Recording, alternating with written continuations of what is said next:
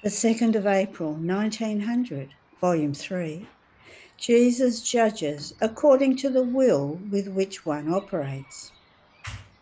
This morning I had to suffer very much because of the absence of my dear Jesus.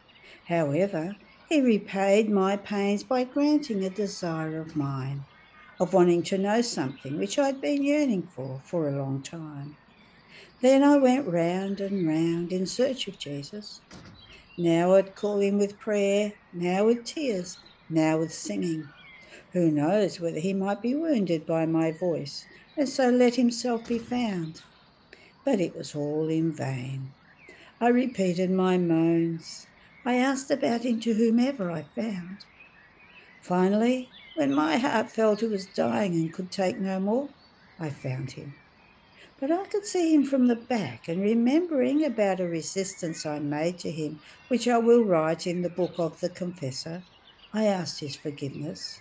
So it seems we placed ourselves in accord, so much so that he himself asked me what I wanted, and I said to him, "Be pleased to let me know your will about my state, especially what I must do when I find myself with little sufferings and you do not come. And if you do come, it is almost like a shadow.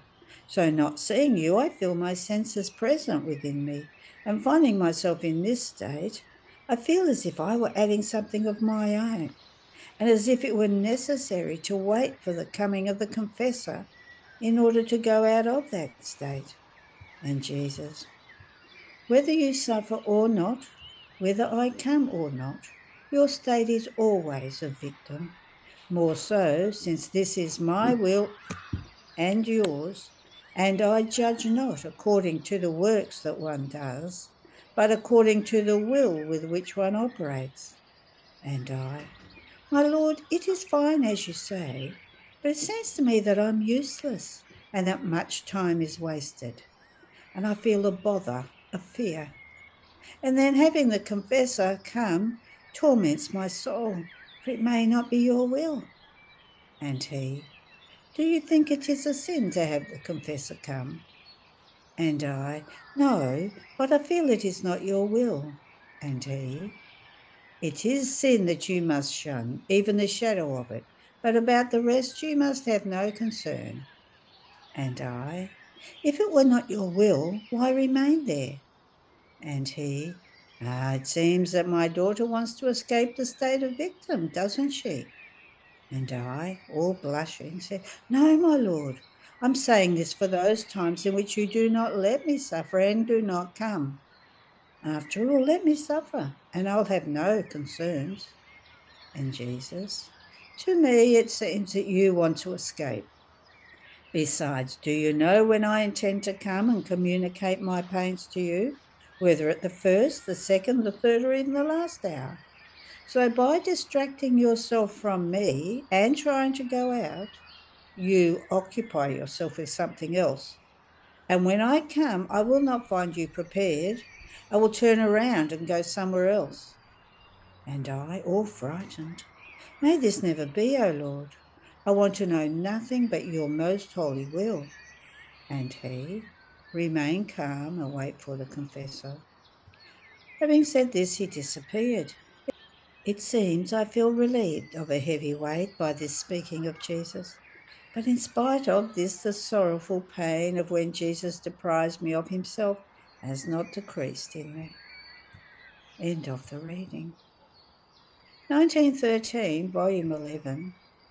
One who lives in the divine will is one humanity of Jesus, just as when he was on earth.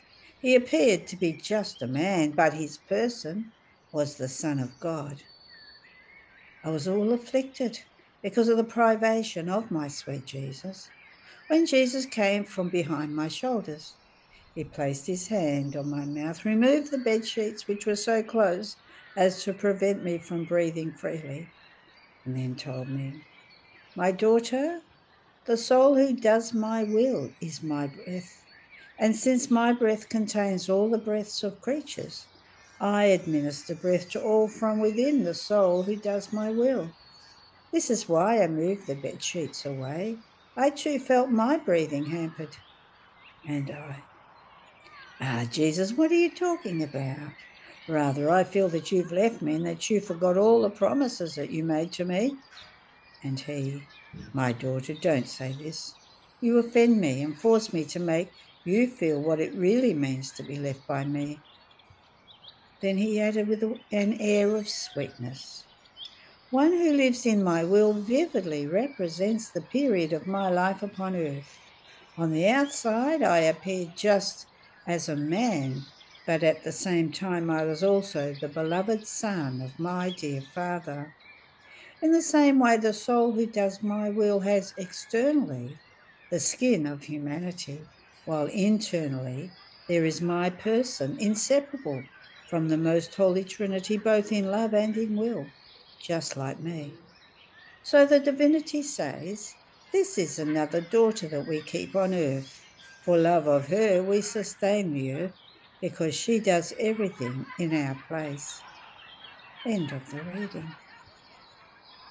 The 2nd of April, 1917, Volume 12. The pains of the privation of Jesus are divine pains.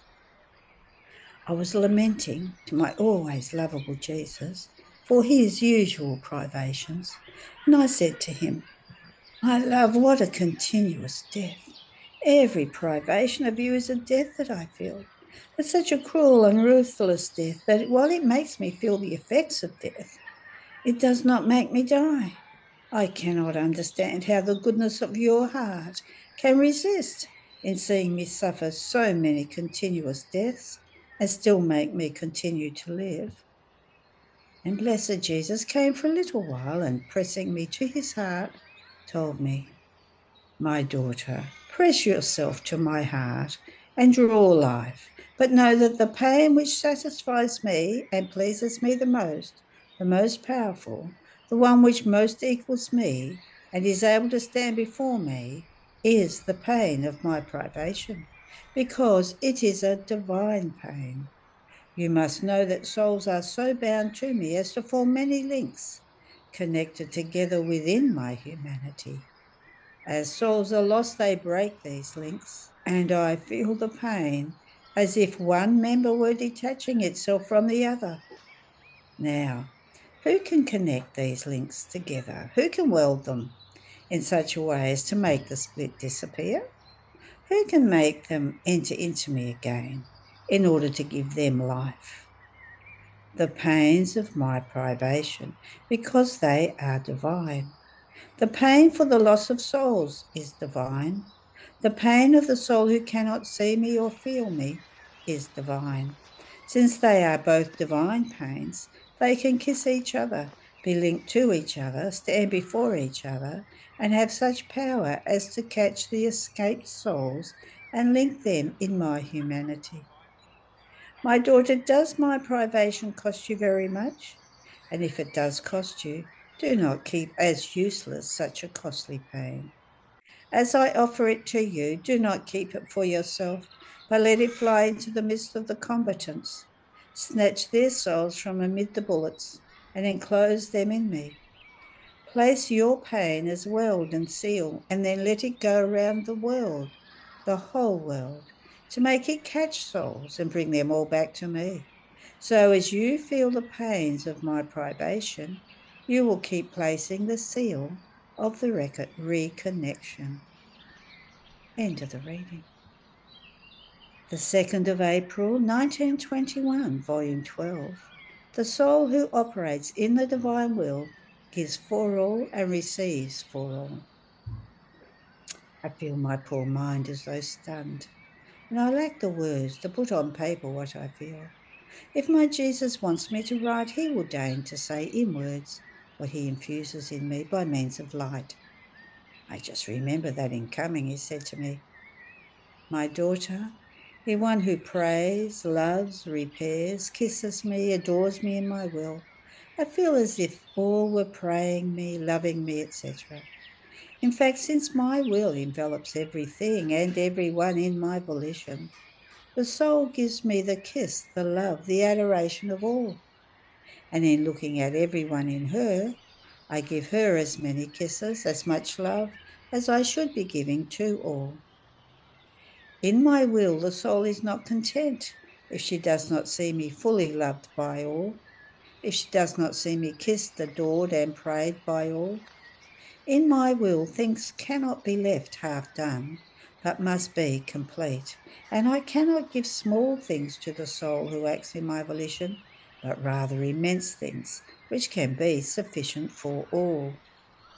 I behave with the soul who acts in my volition like a person who wanted to have a work done by 10 people. Now only one of these 10 people offers himself to do the work. All the others refuse.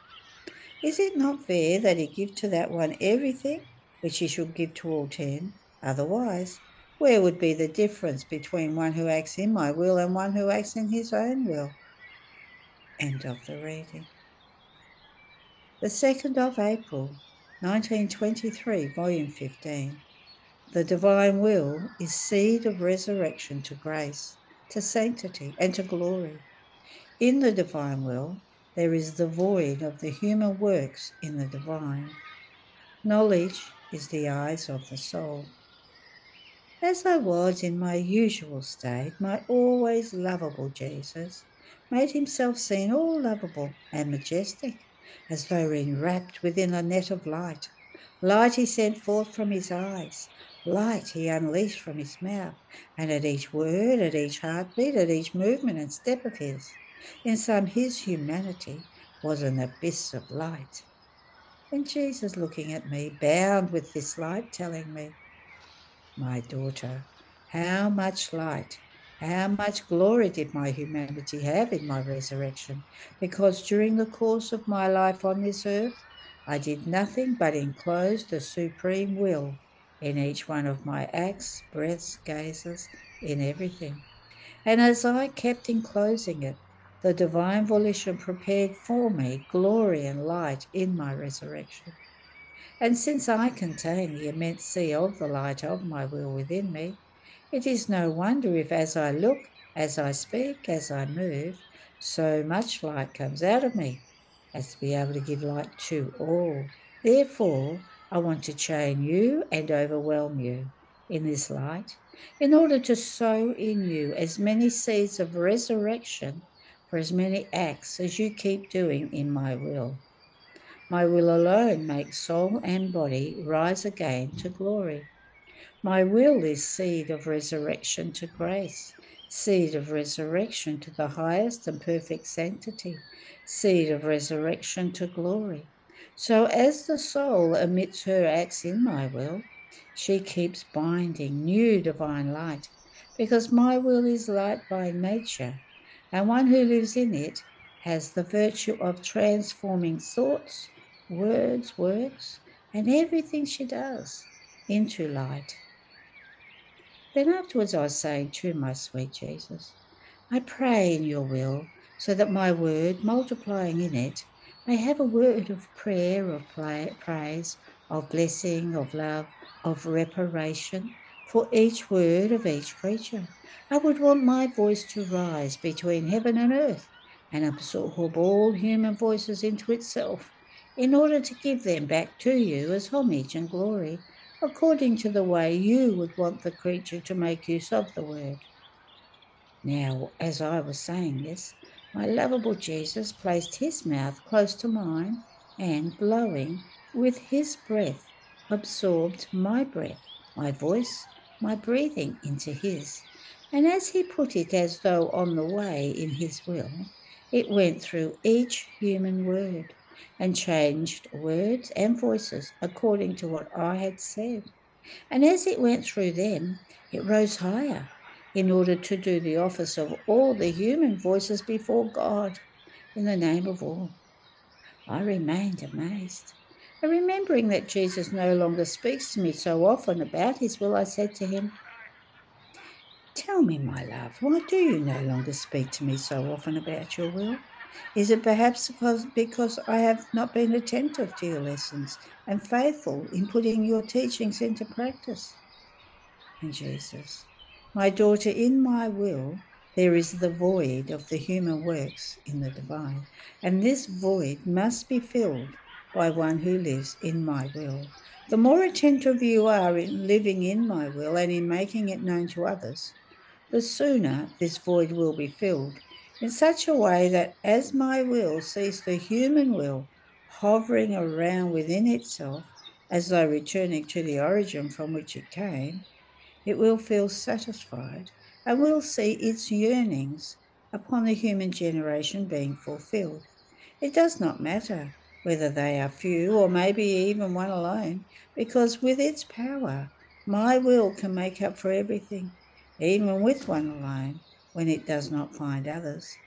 But it is always a human will that must come into mine to substitute for everything that the others do not do.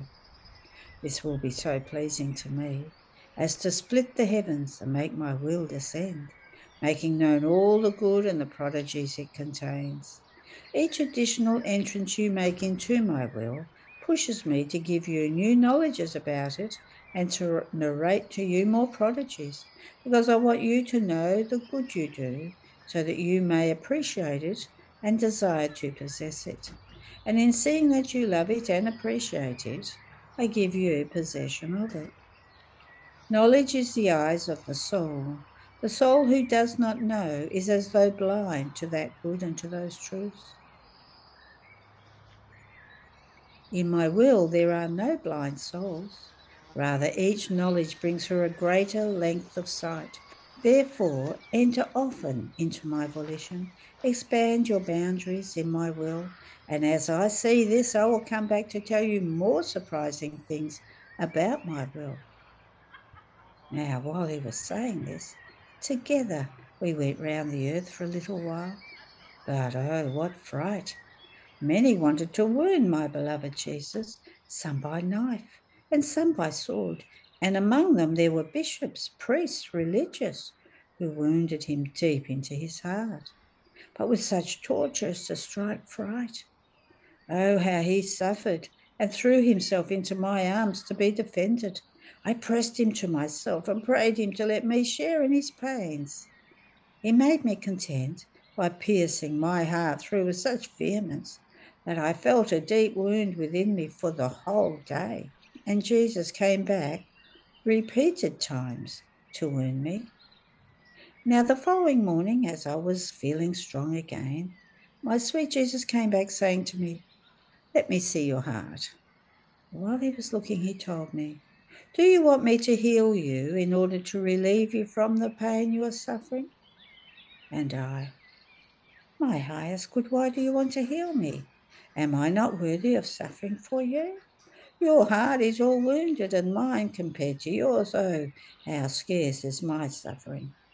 Rather, if it pleases you, give me more pains." And he, squeezing me all to himself, continued to pierce my heart through with more pain. And then he left me. May everything be for his glory. End of the reading.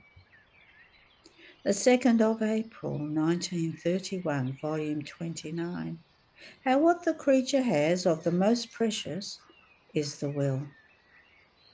Power of the voluntary pains. The support.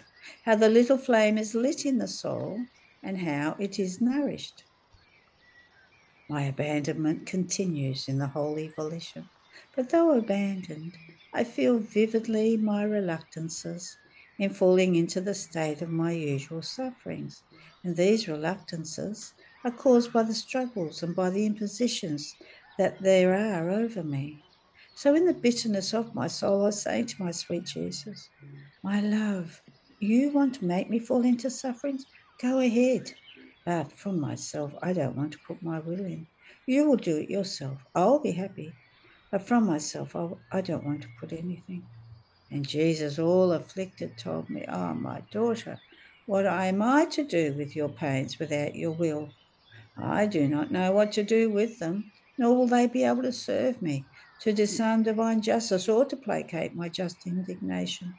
Because what the creature has of the most beautiful and of the most precious is the will. The will is gold. All the rest of hers are superficial things, things without substance, and the very pains are without value. On the other hand, If the gold thread of the spontaneous will flows in the pains, it has the virtue of changing them into most pure gold, worthy of he who suffered everything voluntarily, and even death itself, for love of creatures. If I wanted pains without will, there is such an abundance of them in the world that I could take as much as I want. But since the gold thread of their will is missing, they are not for me. They do not attract me. They do not wound my heart, nor do I find in them the echo of my voluntary pains. Therefore, they do not have the virtue of changing the scourges into grace. So the pains without will are empty inside, without fullness of grace, without beauty, without power over my divine heart. A quarter of an hour of voluntary pains is enough to make up for and surpass all the most atrocious pains that exist in the world, because these are in the human order, while voluntary ones are in the divine order. And besides, from the little daughter of my will, I would never accept her pains without the spontaneity of her will. It was the will that rendered you beautiful and graceful in my eyes, that opened the currents of my manifestations of my divine will, and that with a magnetic force drew me to make my visit so often to your soul. Your will, sacrificed voluntarily for love of me, was my smile, my amusement, and had the virtue of changing my sorrows into joys. Therefore, I will rather content myself with keeping the pains only for myself, rather than making you suffer without the spontaneous acceptance of your will. Oh, how you would degrade yourself, and would go down to the low level of the children of the human will, losing the noble title, the precious characteristic of daughter of my will. In my will there is no forcing. In fact, no one forced it in creating the heavens, the sun, the earth, and man himself, but it acted voluntarily without anyone saying anything to it, for love of creatures. Yet it knew how much it was going to suffer because of them. So I want for one who wants to live of my will. Forces of the human nature, force is impotence, is mutability. Force is the true character of the human will. Therefore, be attentive, good daughter. Let us not change things, and do not want to give this sorrow to my heart, too embittered. And I, in my bitterness, said, my Jesus, yet those who are above me tell me, how can this ever be possible, that because of 4 or 5 people who wanted to do evil, he would send so many chastisements? Rather, our Lord is right, that the sins are many, and therefore the scourges, and many other things that they say, and that you know. And Jesus, all goodness, added, my daughter, how they deceive themselves. It is not because of the sin of the 4 or 5, who with so much perfidy have reached the point of calumnies. These will be punished individually, but it is the support that they have taken away from me. Your suffering served me as support. Once the support is taken away from me, my justice finds no one who sustains it, and remaining without a place to lean on, it makes continuous and terrible scourges pour down during the time in which you have been free of your usual pains. But if the support had been there, even if it had happened, it would have been a 10th or a 5th. More so, since this support was formed of voluntary pains and was wanted by me, and in voluntary pains enters a divine strength. I could say that I myself, in your pains, made myself support in order to sustain my justice. Now, not having my pains, I lacked the material in order to form the support, and therefore my justice remains free to do what it wants. From this they should comprehend the great good I have done to all and to the entire world in keeping you for so many years in the state of voluntary pains. Therefore, if you don't want my justice to continue to shake the earth, do not deny me your voluntary pains, and I will help you. Do not fear, let me do. After this, I abandon all of myself in the divine fiat, with the fear that I might deny something to Jesus, and that I might fail to do always the divine will. This fear tears my heart and makes me restless, and only in the presence of Jesus do I feel myself the peacemaker of long ago.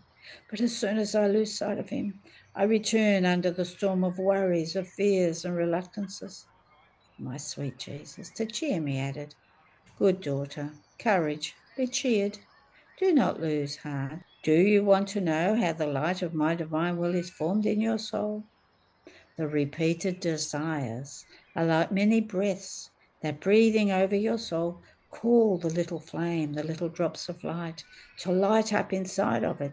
The more intensely you desire, the more it breathes to nourish the little flame and enlarge it more.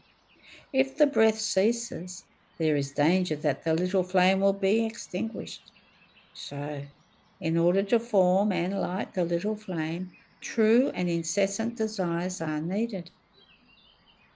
And in order to mature and enlarge the light, love is needed that contains the seed of light. In vain would you breathe with your desires if the inflammable material were missing over your repeated breaths. But who places this little flame in safety in such a way as to render it? After this, I abandoned all of myself in the divine fiat, with the fear that I might deny something to Jesus, that I might fail to do always the divine will. This fear tears my soul and makes me restless, and only in the presence of Jesus do I feel myself the peacemaker of long ago. But as soon as I lose sight of him, I return under the storm of worries, of fears and reluctances. And my sweet Jesus, to cheer me, added, "Good daughter, courage, be cheered, do not lose heart. Do you want to know how the light of my divine will is formed in your soul? The repeated desires are like many breaths that, breathing over your soul, call the little flame, the little drops of light, to light up inside of it. And the more intensely you breathe, and the more intensely you desire, the more it breathes to nourish the little flame and enlarge it more. If the breath ceases, there is danger that the little flame will be extinguished. So, in order to form and light the little flame, true and incessant desires are needed. And in order to mature and enlarge the light, love is needed that contains the seed of light. In vain would you breathe with your desires if the inflammable material were missing over your repeated breaths. But who places this little flame in safety in such a way as to render it everlasting, with no danger of being extinguished? The acts done in my divine will. They take the material for lighting the little flame of our eternal light, which is not subject to being extinguished, and they keep it always alive and always growing. And the human will, before this light, eclipses itself and becomes blind, and seeing itself blind, it no longer feels the right to act, and it gives peace to the poor creature. Therefore, do not fear. I myself will help you to breathe. We will breathe together, so the little flame will be more beautiful and more refulgent. End of the reading. The 2nd of April, 1932, Volume 30. How the divine power will put a limit to the evils of man and will say to him, "Enough up to here." How our Lord shows with facts that he wants to give the kingdom of his will. I am always back in the holy divine volition, nor can I do without, because it being life, the life is always felt. One feels the breath, the motion, the warmth. So it is with the divine will. As one feels it, so does one feel its life, its warmth, its motion, and everything it encloses, with only this difference, that one pays attention now to one thing that it encloses as life, and now to another. So I was thinking to myself, how can the creature ever return to be beautiful and holy as he came out of the creative hands of God, so as to realize the kingdom of his fiat in the midst of the human family. And my beloved Jesus, surprising me, told me, "My daughter, all the works of our Supreme Being are perfect and complete. None of our works is by half. The creation is all complete and perfect. Even more, there are many things that are not of absolute necessity, but like luxury and pomp of our power, love, and magnificence. Should man alone, for whom all things were created, remain like an incomplete and imperfect work of our own, without the purpose for which he was created, that is, for our fiat to have its kingdom in each creature?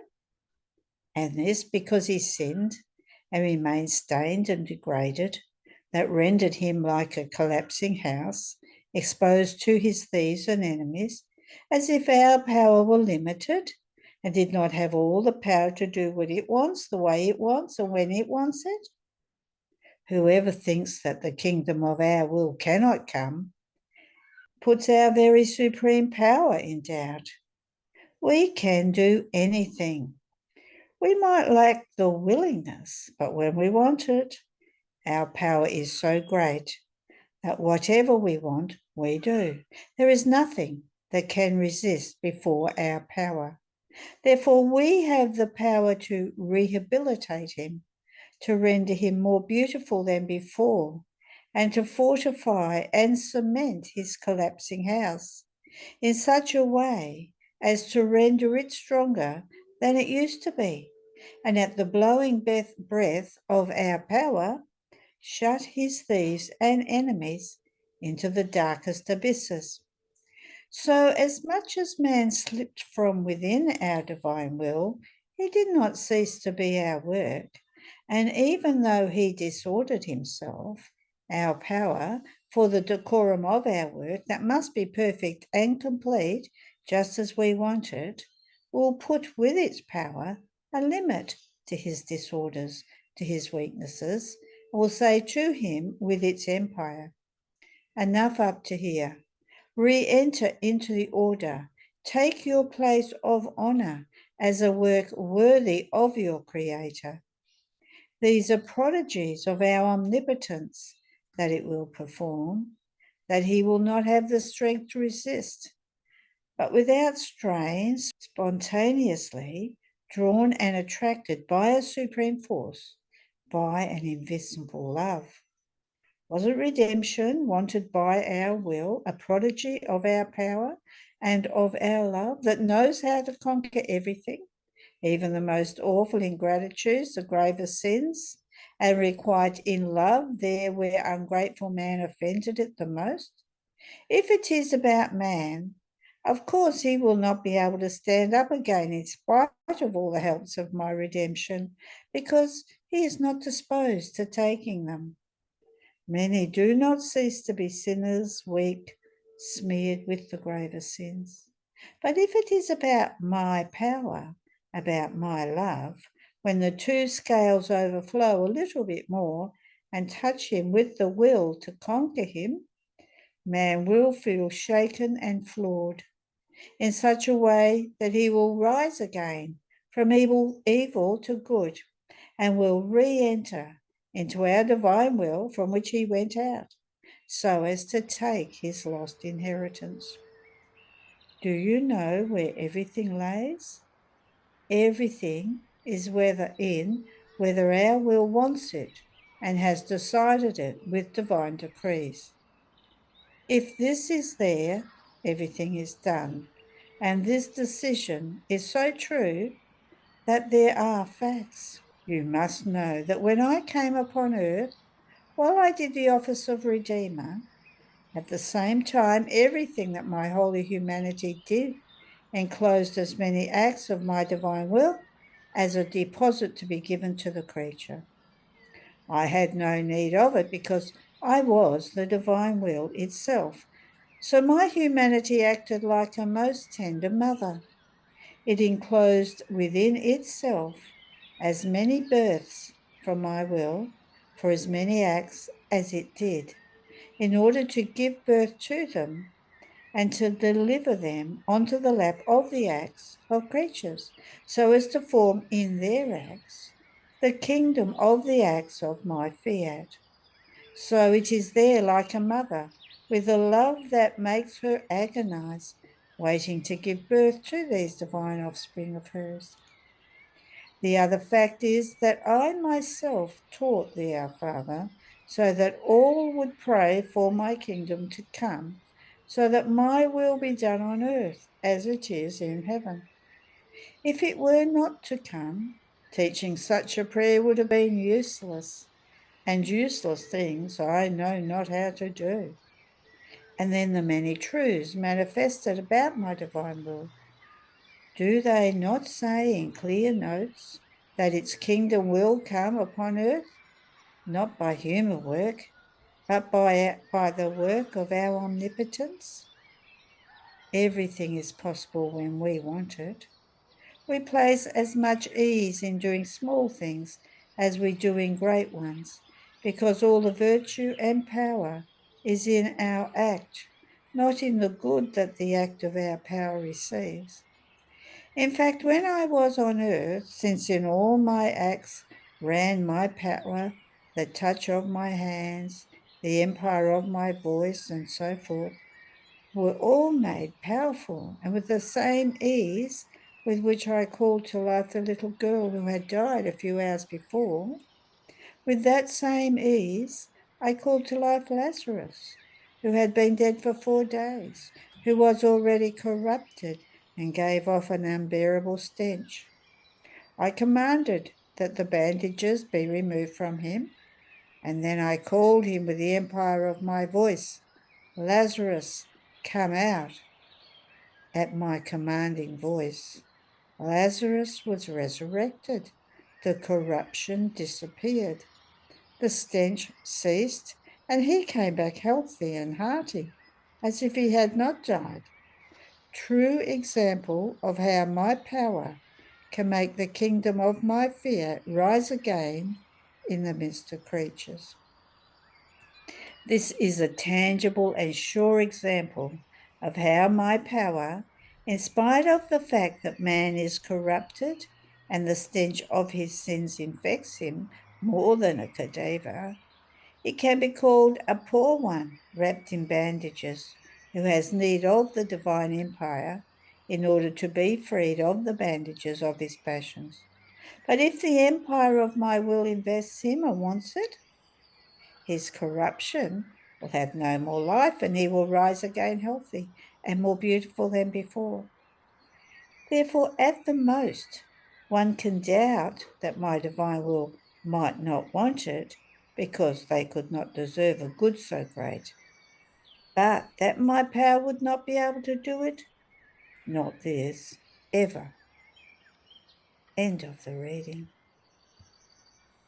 The 2nd of April, 1933, volume 32. How the breath and heartbeat of God is the I love you. His love is generative and operating. The greatest prodigy is enclosing his life in the creature. My little soul feels the extreme need of living in the arms of the divine fiat, and since I am just newly born, I am weak, and I do not know how to take one step alone, and if I would want to try to do it, I would take a false step and risk the danger of doing some evil to myself. Therefore, fearing for myself, I abandon myself even more in its arms, telling it, if you want something done, let us do it together, because by myself I do not know how to do anything. And then I feel in myself a continuous love, a motion, a breath that is not mine, but so fused together that I do not know how to tell well if it is mine or if it is not mine. And while I was preoccupied, my sovereign Jesus, surprising me, all goodness, told me, my blessed daughter, you must know that our divine being is nothing other than a substance all of love, such that as a consequence Everything that is inside and outside of us, everything is love. Therefore, our breath is love, and the air that we breathe is love. Our heartbeat is love, and while we palpitate love, it forms a circulation of pure love in our divine being, with a course that never stops. And this circulation, while it conserves our life in the pure and perfect equilibrium of love, it gives love to everyone and would want love from everyone. And everything that is not love does not enter into us, nor can it enter, nor will it find the place to put itself. The fullness of our love would burn everything that was not pure and holy love. But who directs this life of ours, all of love? The light, the sanctity, the power, the all-seeingness, the immensity of our will that fills heaven and earth with our supreme being in a way that there is no place where it does not find itself, because it does not know how to do anything other than love and give love. But it is not a sterile love and will, no, no. It is fecund, and it generates continuously. It is operating, and inside of one single breath of love, it forms the most beautiful and marvellous works, the most unheard of prodigies, so much so that all the human sciences feel themselves ignorant before our littlest work, and confused they are dumbfounded. Now listen to me, good daughter, to the great prodigy of our life in the creature that no one else, for whatever love and power that he could have, can boast of saying. I can bilocate myself, and while I remain what I am, I can form another life of mine inside of a person who I love. It would be mad and absurd to say it. Neither angel nor saint has this power. Only your God, your Jesus, has this power, because our being is fullness, is totality, is everything, and fills everything. And in the immensity in which it finds itself, that envelops everything, it breathes. And with a simple breath, we form our divine life in the creature. And our will dominates her, nourishes her, and makes her grow, and forms the great prodigy of enclosing our divine life in the little circle of the soul of the creature. This is why your continuous I love you is ours. It is the breath of our life. It is our heartbeat that does not know how to palpitate other than I love you, I love you, I love you. This serves to maintain our life that does not know how to do anything other than love, give love, and want love. Therefore, while this I love you is ours, it is our breath and also yours, because while we give you love, you give us love, and fused together, ours is woven with your I love you. They meet each other, become one with each other, and one I love you alone is felt, while they are two, that enrapturing each other in turn, form one alone. But who feels this life alive and palpitating in her? One who lives in our will. She feels ours, and we feel hers, and we live together. All the other creatures keep it suffocated, and they live as if they did not have it. And my love gives and does not receive, and I live in them with a sorrowful and delirious love, without anyone knowing that I am in them. Therefore be attentive, and let your I love you be continuous, because it is nothing other than the outlet of mine.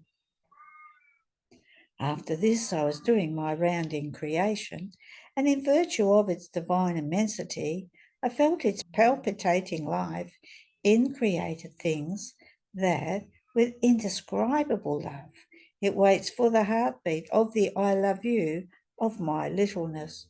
So I thought to myself, what will be the difference there is between the way in which God remains in creation and the way in which he remains in the soul of the creature? Am I always lovable, Jesus? All goodness added. My daughter, There is a great difference between the one and the other. In created things, our divinity is in the creating and conserving act, neither adding nor removing anything of what it has done, because each created thing possesses the fullness of the good that it encloses. The sun possesses the fullness of light, the sky the totality of the extension of its azure mantle, the sea the fullness of water, and so forth. They can say, we have no need of anything, such is the abundance that we possess, that we can give without exhausting ourselves, and therefore we give perfect glory to our Creator. On the other hand, in the human creature, our divine act is creating, conserving, operating, and growing. Our love never says enough for her, no, but it always wants to give and operate new things. And if she corresponds to us, our operating virtue always remains in motion. Now we give her new love, now new light, now new science, new sanctity, new beauty. Our operating virtue never ceases. We always want to give, and by giving, we operate.